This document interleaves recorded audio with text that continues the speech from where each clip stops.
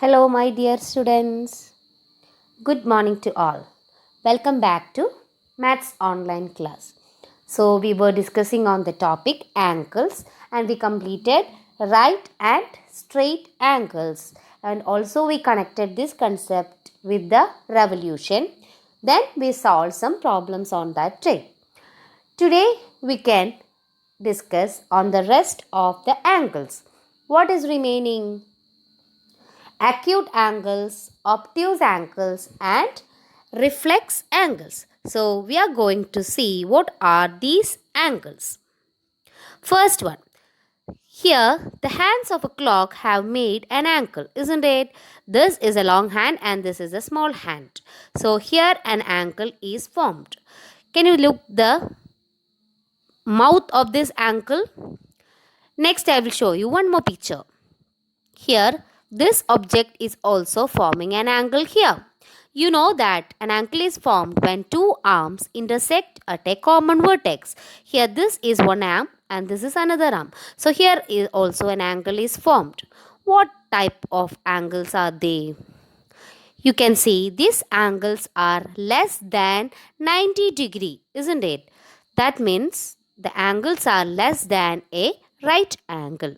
Such angles are called acute angles. Let's see some examples of acute angles. 30 degree, 45 degree, 60 degree. These are some acute angles. So what is an acute angle? An angle is acute if its measure is smaller than that of a right angle. So when we say an angle is acute, if it is less than a right angle. What is the measure of a right angle? A right angle measures 90 degree. Next angle. Here, this object is making an angle, isn't it? This here, we are having an angle. What is the peculiarity of this angle? Next, here also, this object is also making an angle here. So, is it the angle we have seen before? That means acute. When we compare this angle with the acute angle, we can see this mouth or the opening of this angle is wider or larger, isn't it? That means an obtuse angle, the length will be greater than 90 degree but less than 180 degree. What is that? An angle is obtuse if its measure is greater than that of a right angle and less than a straight angle. That is, an angle is obtuse when it is greater than 90 degree but it should be less than 180 degree. So, acute and obtuse angles we discussed. What is remaining?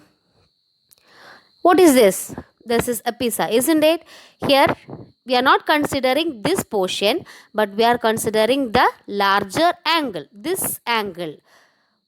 What type of angles are they? This is little bit larger, isn't it? Compared to acute and obtuse angle, here these angles are larger.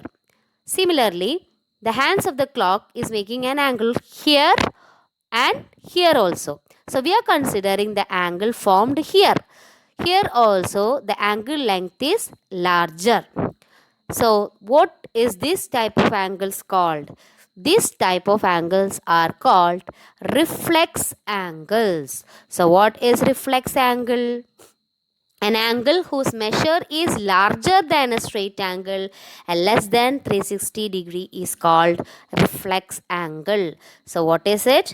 When an angle, its measure is greater than straight angle. What is straight angle? 180 degree and less than 360 degree. What is 360 degree? A complete angle. So the range of reflex angle is between 180 degree, larger than 180 degree and smaller than 360 degree. So we discussed what is an acute angle, what is an obtuse angle and what is a reflex angle.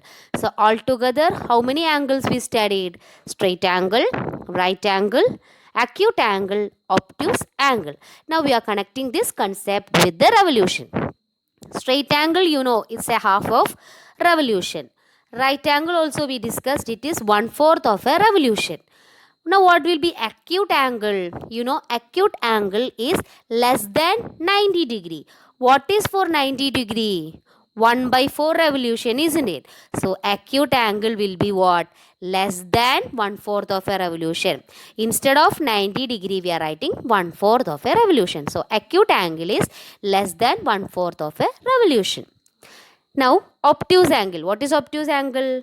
It will be greater than 90 degree and less than 180 degree. You know that 90 degree is 1 by 4 of revolution and 180 degree is half of revolution. So, the obtuse angle will be between 1 by 4 and half a revolution. Now one is remaining. What is that? Reflex angle. So how can you say reflex angle? A reflex angle is greater than 180 degree. What is for 180 degree? 180 degree is half a revolution. So reflex angle will be more than half revolution. So hope all of you connected the concept with revolution. So what are the angles we studied? This is the shape of right angle, and acute angle will be less than right angle, so its shape will be like this.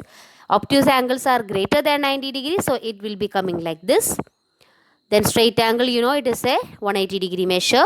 Reflex angle is the larger angle, and complete angle means the full revolution. Now, how can you measure an angle? How will you measure an angle? So what is an angle for that? When two arms meet at a common vertex, this length is known as angle, isn't it? How can we measure an angle? We are measuring the angle with the help of the device called protractor. What is it? Protractor. When you see the protractor, you can see two scales on the protractor. Here, starting from 0, going on here 90, then coming here 180. Similarly, here inside you can see 10, then going like this, again 90 and 180. So that is, this is the outer scale and this is the inner scale in protractor, and this is the middle point of the or base point of the protractor, and this line is called the base line. So when you are using a protractor, in order to measure the angle, we are measuring the keeping on the arms. The arms should coincide either on this any side of the baseline. For example, if you are considering this angle, we are measuring angle means this line segment BA. This line segment BA should be coinciding on the base line, where this vertex B should come here in the middle. This middle point B and BA should come along like this. That means the vertex, where is the angle? That angle, common vertex is the angle, That common vertex should come in middle point, and the other end point of the line segment should coincide with 0. Here we cannot take this side because what? Here it is a 180. The measure should start from 0. So that B should come here and A should be here. And when we are taking the reading, we are taking the inner scale. That means always we are starting from 0. Like this we are starting, and where does the second arm? This arm BC is coinciding here. That is the measure of the angle. So when we will use this line as baseline, in this case we are using the baseline other side. Here if here is the common vertex, isn't it? So this common vertex will come here and the line he will come here, and you can use the outer scale. So in this way you are measuring the angle measure with the help of protractor. So how you are keeping the protractor and measuring the angle, that I will show you in the next class detail. Here just I am introducing what is a protractor and what are the scales in a protractor, and how you are using a protractor. I said in a protractor we are having two scales, inner scale and outer scale. So when you are taking the measurement, do not mix up with the inner scale and outer scale. If you are using this side of the baseline, you have to take the measurement in the inner scale, not in the outer scale. Similarly, if you are using this side, you are taking the outer scale.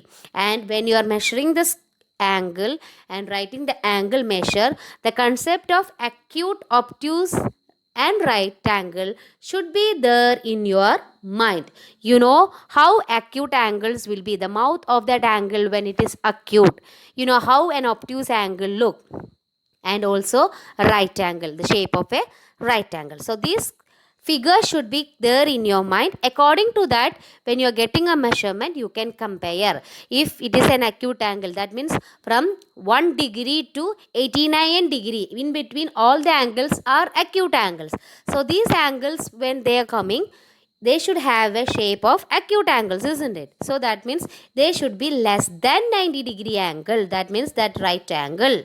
Now from 91 degree to 159 degree, it is obtuse angles. So they should have a shape of obtuse angles.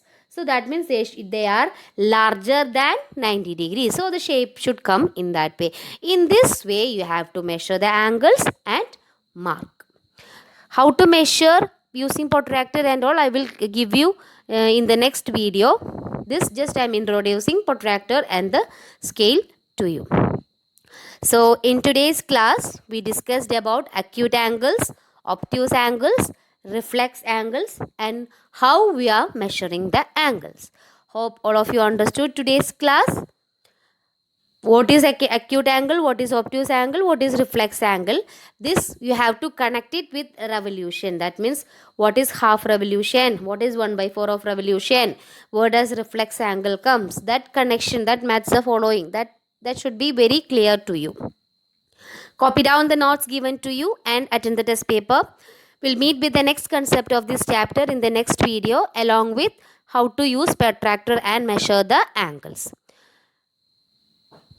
Thank you.